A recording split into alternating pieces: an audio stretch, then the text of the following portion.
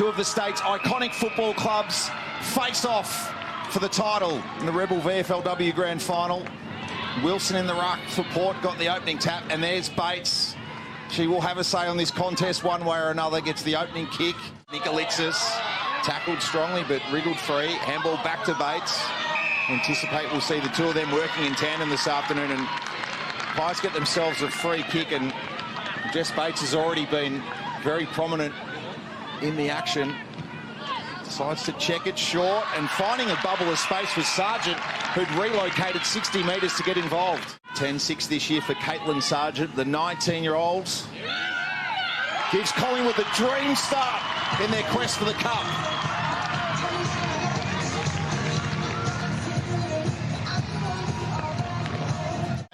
In last year's grand final as a bomber, her first interaction towards Slater, who was in the Southern Saints colours in the decider last year, and some good forward pressure applied early on. And we talk about the build that Port Melbourne have undertaken this year to go from 3 wins to playing in this. Good connection early for the Pies as Ricardo has it from half-back. Again, heading for Sargent in a pivotal one-on-one against Davey. Strong tackling work supplied as the support layer there from Monique Di Matteo, who's another pivotal member of their forward setup, having kicked 18-12 for the season. Certainly throwing things around in the ruck at the moment as Harley's tackled to the deck. Darting away with it was Williams. Port get a re-entry inside forward 50, staying back. Door ajar for Alomes. The Tasmanians on the board in the grand final. Statue of a mark from Storer against the line. They're flirting with the line.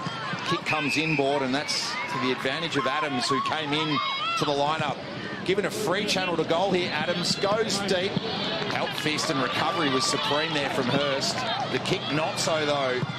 Collingwood have been quite scrubby with that blast kick out of defence when they maybe have a little bit more time to be composed. Port will be very happy with being able to force Collingwood wide here. That's what they want with the conditions. Just be able to defend the middle of the ground. Campbell, it's deep once again. Harley sets herself. Port need it from her. Can Bromwich get a toe? She certainly can.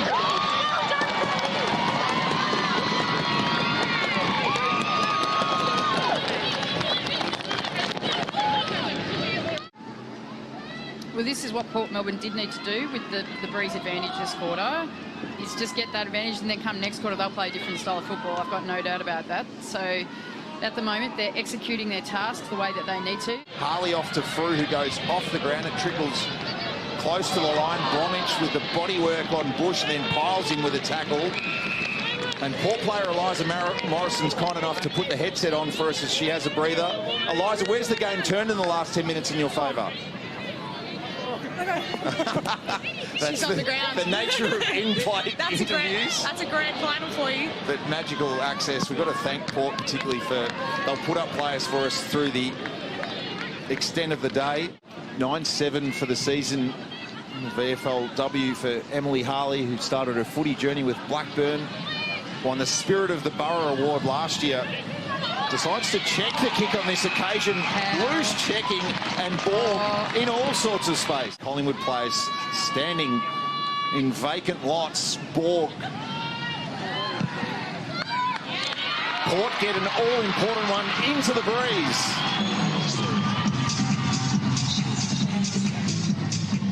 Karras and Dudley in the ruck. Nicolixis got free, got boot to ball. Prodigious kick at the best of times, but it's off to the right.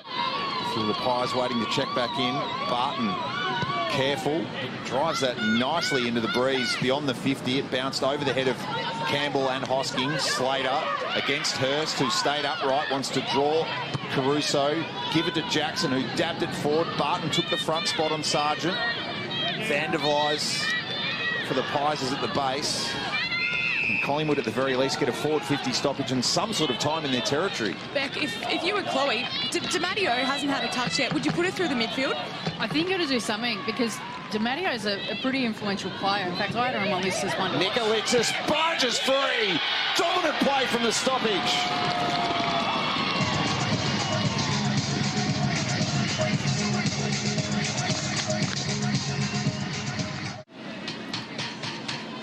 Nikolitz's only moments ago got a real piece of meat on that one and slammed through, and I thought, oh, wonder what she can do next. Well, we know what she can do next. She just kicked an almighty goal with the wind, which is exactly what Collingwood needed. Smother there from Whitehead.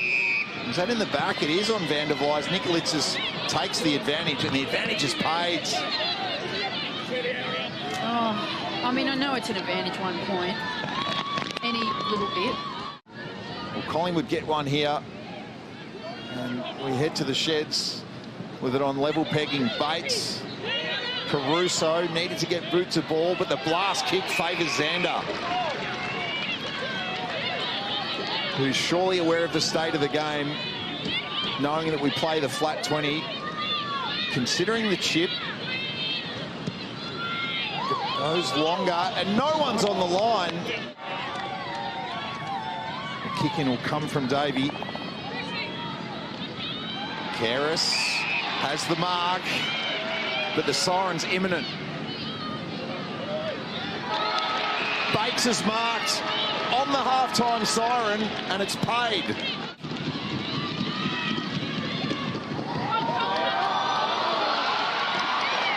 Off hands, but it's set up nicely.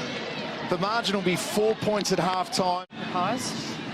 Careful short from Caruso. Williams got back up from the pressure from Bunker and tackled across the line. On that, Beck, it's important for Bunker now, the captain, or the other teammates, to get around Nicholas to make sure she keeps doing that. That's what Collingwood need to do to win this game. They need to continue to try things and make mistakes. I was just watching Bunker before Harley went off, before actually chopping into Harley. I mean, she's never going to bring Harley down. Difference in size there. You know, Harley's a much bigger player. I think you can over-invest into that, set the tone. There's other ways to set the tone, and I'm sure that's what Chloe McMillan was Caruso, talking about. it's marked by Ricardo, who just had the better spot on start. Kicks towards the square. Whitehead's the one at the back to Jacques there. From Nikolitzis. Got it! Collingwood back in front. And that's exactly what Collingwood have done. They've come out, tackled hard, and put pressure on Port Melbourne's disposal. And that's the only thing about their game that's their weakness, is that if they can't execute under pressure. Jess Bates with a game-high 8 possessions in the quarter so far. Wilson. Kick towards Slater was marked from the Adams kick. The one-on-one inside 50. Frew has separation. The kick goes to ground. Williams with pace. Can she get via Lee? Back to Frew. Goes to the outside of the boot. Frederica Frew, you beauty!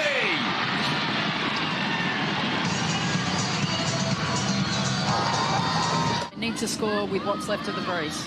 Dudley must mark and couldn't. Has to recover though. And impact somehow here. Free kick to go the way of the pipe. This will take her absolute best, you feel.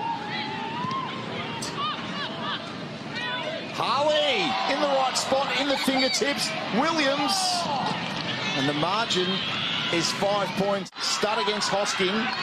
Stud steps once, steps twice. Must find a jumper. Heads for Harley.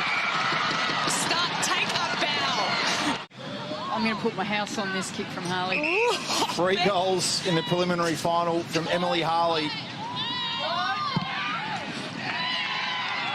Oh, I lost it. I lost the house. And the margin's 1 straight kick. Emily Harley. It gets the line and a mark to Wilson.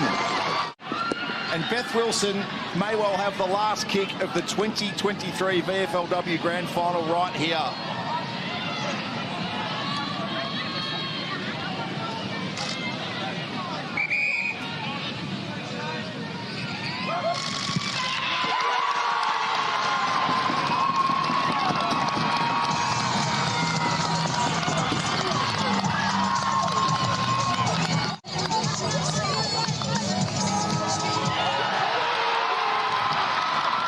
One of the state's oldest, proudest clubs has one of the newest trophies. Port Melbourne, the 2023